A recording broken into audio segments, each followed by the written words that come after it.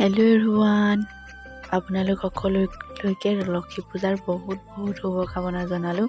আৰু এয়া আজিৰ দিনত এটা ভিডিঅ' বনালোঁ, আপোনালোকে চাব। মই কাইলৈ আপলোড দিম বাৰু।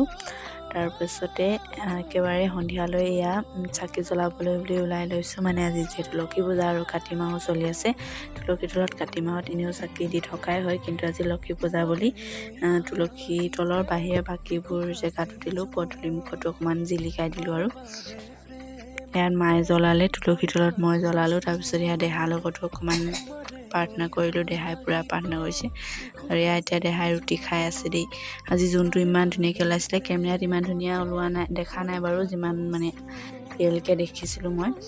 কেমেৰাত যিহেতু অকণ বেয়া ওলায় আৰু কিয় নাজানো, লক্ষী পূজাৰ দিনা যিহেতু আমাৰ এইফালে পুৰি ভাজি খোৱা এটা নিয়ম আছে, গতিকে আমি সেয়া খালোঁ ৰাতিলৈ। আপোনালোকৰ সেইফালে এনেদৰে খাই নাই বাৰু, কমেণ্ট কৰি জনাবচোন দেই। আজিলৈ ইমানতে সামৰিছোঁ, বাই বাই।